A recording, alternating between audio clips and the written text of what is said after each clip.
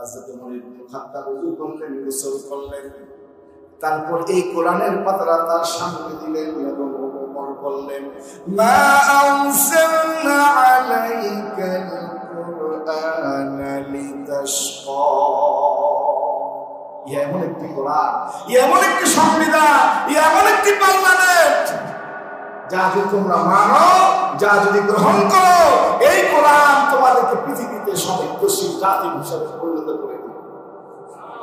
শুধু তাই নয়, কোরআন সম্পর্কে আল্লাহ তাআলা কি বলেছেন দেখেন, কিতাবুন আনসালনাহু ইলাইকা লিতুখরিজান নাসা মিনাজ-যুলুমাতি ইলান-নূর। এমন একটি কিতাব, এমন একটি গ্রন্থ, এমন একটি সংবিধান, এই কোরআন যদি তোমরা মানো, ছেড়ে তোমরা অন্ধকারে, ওই অন্ধকার থেকে আমি তোমাদেরকে আলোতে নিয়ে আসবো। কার কথা? কার কথা?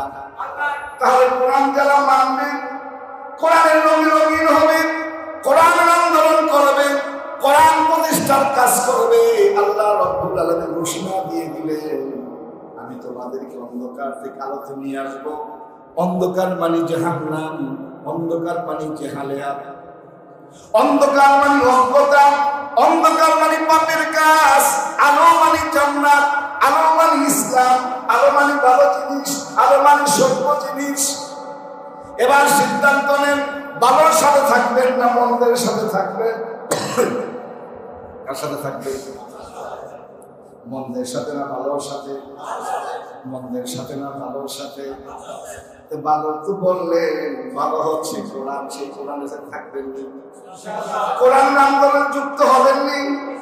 কোরআনের আন্দোলনের মাঝে নামবেননি? আল্লাহ কসম দিয়ে বলে যায়, কোরআন আন্দোলন যারা করবে না, নামাজি হতে পারেন, রোজাদার হতে পারেন, তাহাজ্জুদ গুজারি হতে পারেন, আল্লাহর জান্নাত পাওয়া সম্ভব না। দলিল কি? দলিল কি? সূরা ফুরকান 30 নম্বর আয়াত। কোন সূরা? কোন সূরা?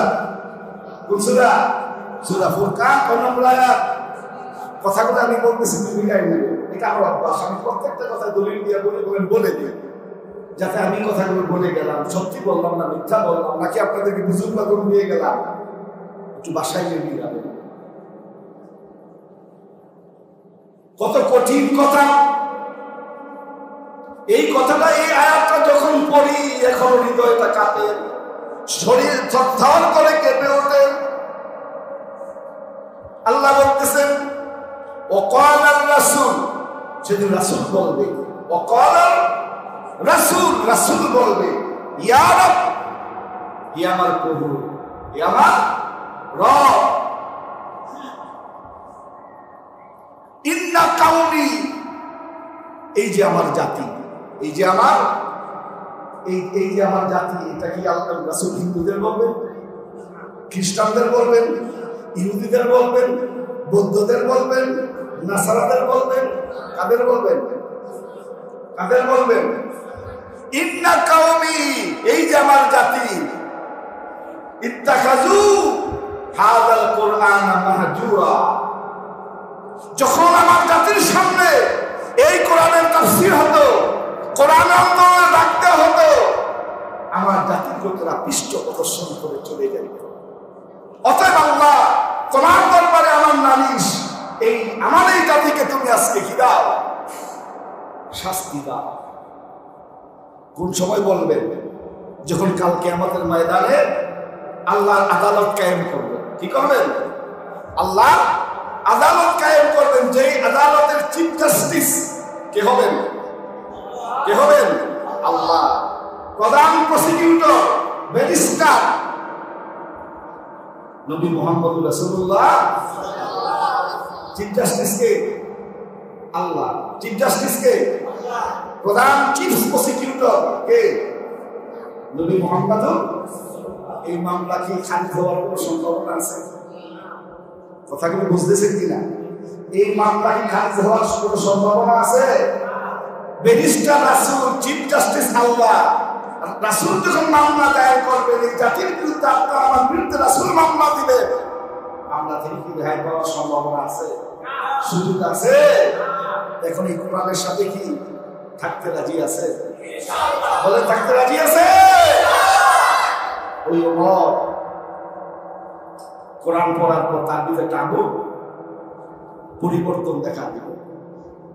বোন এবং ভগ্নিপতিকে বলো চলো আমি মুহাম্মদের কাছে যাব। তিনি হন হন করে রওনা দিলেন। আল্লাহ নবী মসজিদে নববীতে বসা,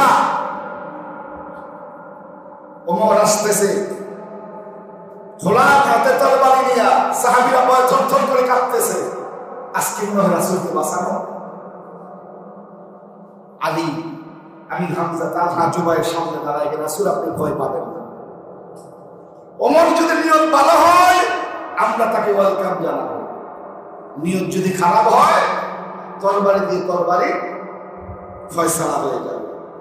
আল্লাহ রাসূল বলে তোমরা ওমরকে বাধা দিও না, কারণ আমি গতকাল রজনীতে আল্লাহর দরবারে একটা দোয়া করেছি, আল্লাহ ইসলামের জন্য তুমি দুই ওমরের এক ওমরকে তুমি গ্রহণ করো, অর্থাৎ হয় আবু জেহেলকে গ্রহণ করো না হয় ওমরকে গ্রহণ করো। আমার মন বলতেছে আমার তীর নিশানা মতো লেগে গেছে, লক্ষ্যভেদ হয় নাই। আমার মন বলতেছে ওমর যে আমার সামনে আসতেছে, ওমর ইসলাম কবুল করার জন্য আমার সামনে আসতেছে।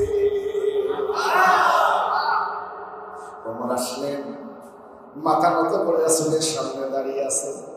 রাসূল কাঁধে হাত দিলেন, ওমর মাথা নত করে তোমাকে মানায় না, তুমি তো বীর, তুমি কি বীর, তোমাকে মাথা নত করা মানায় না। ওমর বলেন ইয়া রাসূলুল্লাহ ইয়া হাবিবাল্লাহ, এসেছিলাম শীত নেওয়ার জন্য, শীত নিতে এসে আমি আমার শীতটা আপনার কদম মোবারক উৎসর্গ করে দিলাম। আর সময় কেমন করতে চাই না, আর সময় নষ্ট করতে চাই না, আমাকে পড়ায় দেন আশহাদু আল্লা ইলাহা ইল্লাল্লাহু ওয়া আশহাদু আন্না মুহাম্মাদান আবদুহু ওয়া রাসূলুহু। ওই ওমর একদিন এক ময়দান দিয়ে যাচ্ছে, যখন তিনি আমিরুল মুমিনিন খলিফাতুল মুসলিমিন এক ময়দান দিয়ে যাচ্ছে, সাথে সঙ্গী সাথী সাহাবীরা সামনে উপস্থিত। ওমর হঠাৎ করে হাসলেন, আবার কিছুক্ষণ পর কাঁদলেন। সাহাবীরা জিজ্ঞেস করলেন আমিরুল মুমিনিন খলিফাতুল মুসলিমিন আপনি কেন হাসলেন, কেন কাঁদলেন? ওমর বললেন সঙ্গীরা আমার সাথীরা শোন, হাসলাম এই জন্য আমি যখন ছোট্ট ছিলাম, যুবক ছিলাম, ইসলাম গ্রহণ করি নাই, আমার চাচা আমাকে ছাগল চড়াইবার জন্য মাঠে পাঠিয়েছিল। আমি ময়দানে এসেছিলাম, বিকালবেলা আমার চাচা আমার সামনে আসলে এসে বলল ওমর আমি যে মেলগুলো ছাগলগুলো দিয়ে তোমাকে পাঠিয়েছি আমার সমস্ত ছাগলের খবর কি? আমি বললাম চাচাজি আমি তো বন্ধু বান্ধবদের সাথে খেলাধুলায় করতেছিলাম, ঠিক মতো খবর রাখতে পারি নাই। তখন আমার চাচা আমাকে একটা থাপ্পড় মেরেছিল, সেই কথা মনে হয়ে গেছে, এই জন্য আমি হাসলাম। তাহলে কাঁদলেন কেন? ওমর বললেন কাঁদলাম এই জন্য ইসলাম গ্রহণ করেছি, কোরআনের রঙে রঙিন হয়েছি, কোরআনের ময়দানে এসেছি, কোরআনের আন্দোলনে এসেছি, কোরআনকে সংবিধান বানিয়েছি। এখন আমার অবস্থা শুধু একটা ময়দান না, 7 আসমান 7 জমিন আমার ডান হাতের তালুতে আমি দেখতে পাই। ওই ওমর সম্পর্কে আমার নবী কি বললেন? আনা খাতামুন নাবিয়্যিন লা নাবিয়্যা বা'দা লাকানা ওমর, আমি হচ্ছি শেষ নবী, আমার পর আর কোন নবী রাসূল আসবে না। যদি আমার পর আল্লাহ কোন কাউকে নবী বানাতেন সেই নবীটা হতো সাইয়্যিদিনা ওমর। কোরআনের কাছে আসেন নাই, ওমর ছিলেন জিরো। কি ছিলেন? জিরো। কোরআনের কাছে আসলেন, কোরআনের রঙে রঙিন হলেন, কোরআনের সাথে নিজেকে যখন সম্পৃক্ত করলেন তখন তিনি জিরো থেকে হয়ে গেলেন। এখন আপনাদের কাছে জানতে চাই, জিরো থাকবেন না হিরো হবেন? হ্যাঁ, সবাই করেন না, সবাই কিন্তু বলেন নাই জিরো থাকবেন না হিরো হবে। কেমনে হবে? এই কোরআনের রঙে সাজাতে হবে, কোরআনের রঙে সাজাতে হবে। আচ্ছা বলেন তো, এই যে আমাদের এই বাংলাদেশের বয়স 53 বছর, কত বছর? যারা মুরব্বী শ্রেণী আছেন তারা একটু আমার প্রশ্নের জবাব দিয়ে। 1971 সালের স্বাধীনতা যখন আমরা অর্জন করি, তখন এই যে বর্তমান যে আমরা বাংলাদেশ, বিগত 17 বছর ছিল যে বাংলাদেশ, এটাকে আপনারা চাইছিলেন? বলেন চাইছিলেন? আমরা এই বৈষম্য দূর করার জন্য ছাত্র সমাজ, আল্লাহ রহমতে আরেক দ্বিতীয়বার আমরা স্বাধীনতা পাই না। কিছুটা হইল কি ভালো চোখ পানি আমাদের অথবা কোরআনের একটা ময়দান আল্লাহ কি করে দিয়েছেন, উন্মুক্ত করে দিয়েছেন, কিন্তু আমরা পরিপূর্ণতা পাই নাই। কারণ পরিপূর্ণতা দুনিয়ার কোন তন্ত্র মন্ত্র দিয়া সম্ভব। পরিপূর্ণতা আমরা তখনই পাব যখন এই দেশটার সংবিধান আমরা কোরআনকে বানাতে পারব। এছাড়া আমার নাম আল্লাহ লাহুল খালক ওয়াল আমর, সৃষ্টি যার, আইন তার। সৃষ্টি যার, আইন ইনিল হুকমু ইল্লা লিল্লাহ। আইন চলবে, হুকুম চলবে একমাত্র, শুধুমাত্র, কেবলমাত্র কার? কার? এই 53 বছর আমাদের দেশ যে সংবিধানে চলেছে, সেটা কি আল্লাহর হুকুমে? বলেন আল্লাহর হুকুমে? এটা চলেছে ব্রিটিশ শয়তানের হুকুমে। কার হুকুমে? কার? ইসলামের বাহিরে যেটা, এটাই কি শয়তান? এটাই কি? দেখেন, এই 53 বছরে বাংলাদেশের সংবিধান 12 বার সংযোজন বিয়োজন করা হয়েছে। এই দ্বিতীয় স্বাধীনতা অর্জনের পরে এবার একমাত্র কথা উঠেছে এই সংবিধানকে পুনর্লিখন করা, 72-এর সংবিধান বাদ দিয়া নতুন একটা সংবিধান প্রণয়ন করা। আমরা 92% মুসলমানের দেশ বাংলাদেশ, একটা আল্লাহ তাআলা আমাদের সুযোগ করে দিয়েছে। আমরা একটা শান্তিপ্রিয় দেশ, ঠিক কিনা? যদি আমাদের কিছু জায়গার নাম আছে শান্তি, আছে না? যেমন আমাদের ওই লক্ষারচরের দিকে, আমি তো এলাকার সব, আমার বাড়ি খালপাড়া, কিন্তু সব জানি শান্তিনগর, ওখানে কি শান্তি আছে? কথা কথা সব অশান্তির আখড়া চিনেন তো আপনারা? চিনেন না? সব অশান্তির আখড়া কি? মদ, গাঁজা, জুয়া, ফেন্সিডি, এমন অপরাধ নাই যে ওই শান্তিনগরে। কিন্তু মানুষ শুনতে বলবে কি শান্তিনগর, মনে হয় শান্তি দিয়া। ঢাকাতে একটা জায়গার নাম আছে শান্তিনগর, জানেন কি? বিএনপি জায়গা। আসলে কি শান্তি আছে? শান্তি, কারণ দুনিয়ার কোন তন্ত্রমন্ত্র শান্তি দিতে পারবে? শান্তি দিতে পারে কে? শান্তি দিতে পারে কে? এই কিন্তু একটা সুযোগ আছে আমাদের সেই শান্তি আনয়ন করা। কিভাবে? 1 বছর, 1.5 বছর, 2 বছর পর নির্বাচন হোক, যদি আমরা 151 জন কোরআনের পক্ষের লোক যদি আমরা সংসদে পাঠাইতে পারি, 151 জন লোক যদি আমরা কোরআনের পক্ষের চলে যায়, আর তাইয়া যদি 151 জন লোক যদি বলে বাংলাদেশ এখন চলবে কোরআন দিয়ে, কারো বাবার পক্ষে কি জায়গায় রাখা সম্ভব? বলেন সম্ভব? এখন আমাদের সিদ্ধান্ত নিতে হবে 151 জন লোককে আমরা কোরআনের পক্ষে পাঠাইতে চাই কি চাই? বেশি হবে, হ্যাঁ?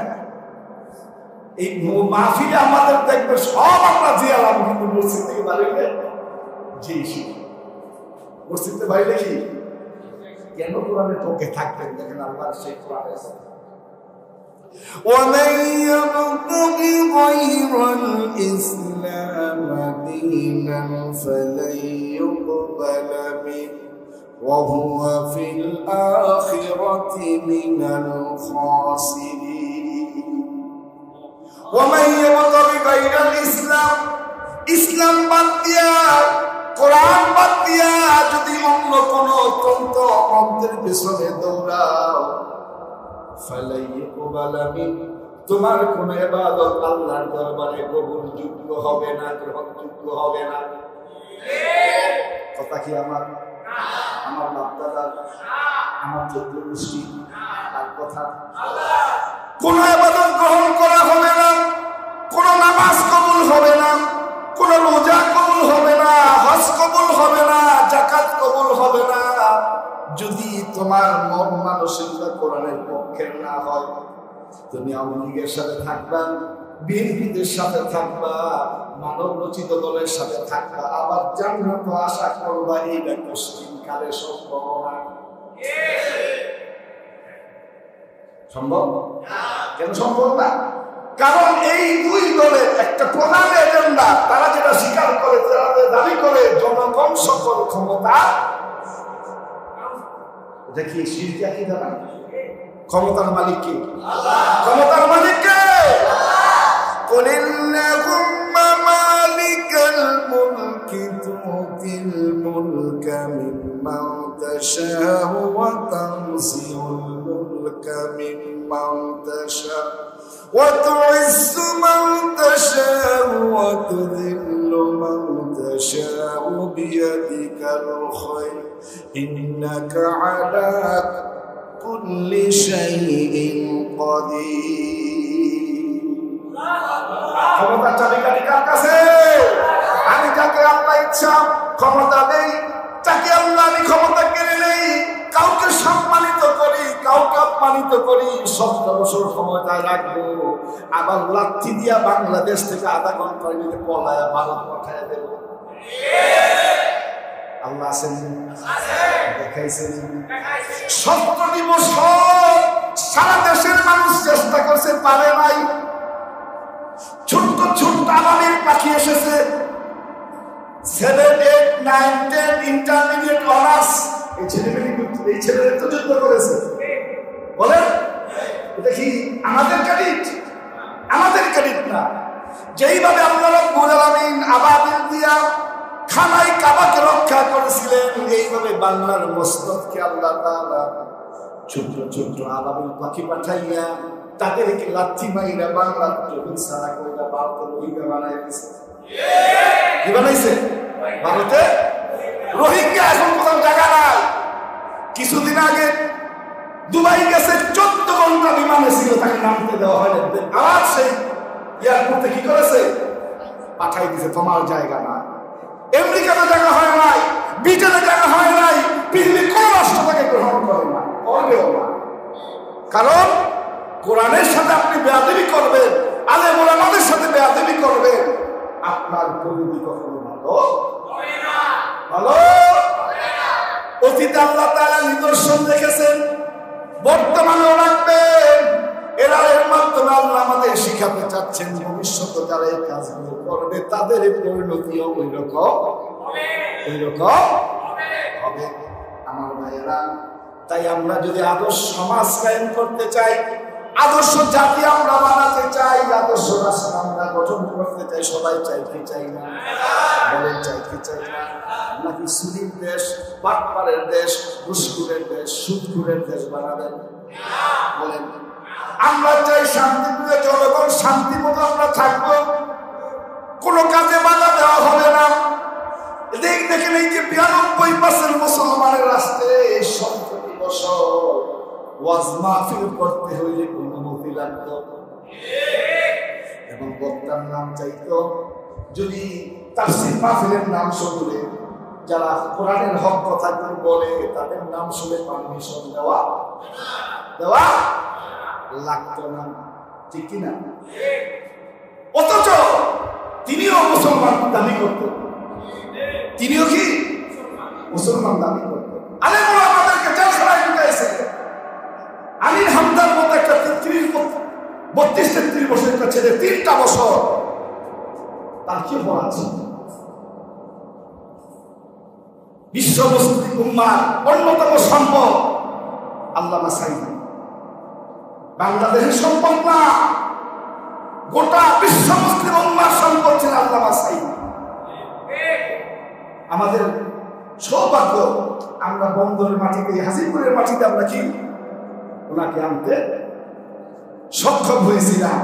আপনাদের এই পাশে যে প্রতিষ্ঠান তালিমুল মাদ্রাসা তিনখানা, এটা উদ্বোধন ওনার দ্বারা হয়েছে, ঠিক কিনা? গর্ববোধ করে এটা আমি বিভিন্ন জায়গায় কথাটা বলি। এবং ওদিনই কিন্তু আমার ফার্স্ট জীবন ওনার সাথে মাহফিল কানা নিবাস করতেছিলাম। সেই হিসাবে আসলে আমি নেমে গেলাম অনুষ্ঠানে বসে।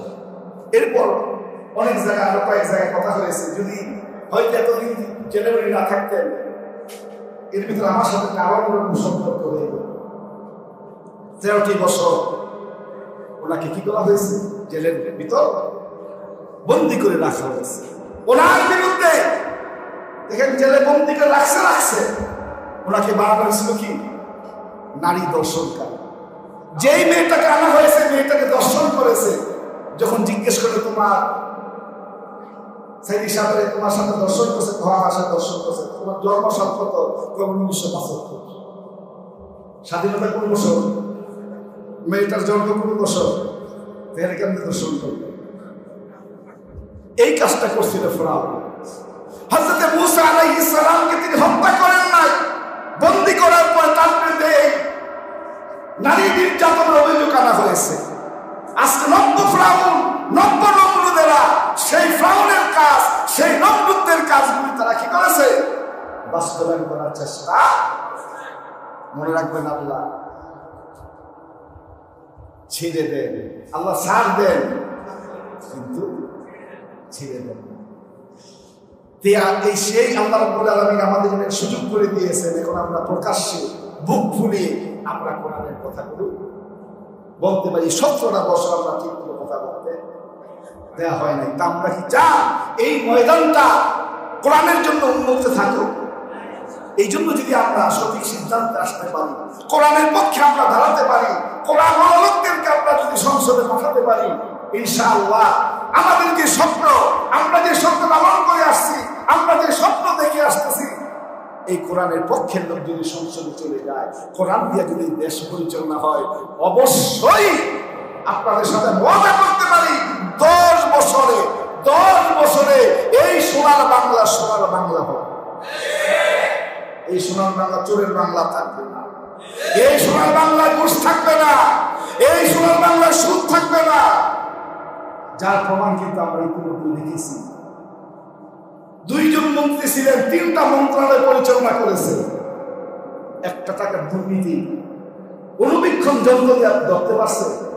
সবকটা এমপি ছিল 5 বছর, 1 টাকার দুর্নীতি করেছে? সম্ভব কি? সম্ভব না। কারণ আমাদের ভিতর কোরআনে আল্লাহর ভয় আছে, রাসূলের ভয় আছে। তাই আসুন আজকে আমরা সিদ্ধান্ত নিই তাফসীর মাহফিল থেকে, যেহেতু আল্লাহ তাআলা আমাদেরকে একটা উন্মুক্ত ময়দান দিয়েছেন, এই উন্মুক্ত ময়দান যদি আমরা উন্মুক্ত রাখতে চাই, চূড়ান্ত বিজয় চাই, কোরআনের শাসনের কোনো বিকল্প, আমরা যে আদর্শ একটা সমাজ চাই, আদর্শ রাষ্ট্র চাই, এটা যদি আমরা গঠন করতে চাই, বৈষম্যহীন একটা রাষ্ট্র আমরা যদি গঠন করতে চাই, যে রাষ্ট্রে আমি রাতের বেলা আরাম করে ঘুমাবো, দিনের বেলা আমি রোড বেলা চলবো, আমার ভিতরে কোনো ভয়। আর আমরা যদি এক স্বৈরাচারে খেদাইলাম, আরেক ডাকাইতে ক্ষমতায় বসাই, তাহলে কিন্তু স্বপ্নগুলো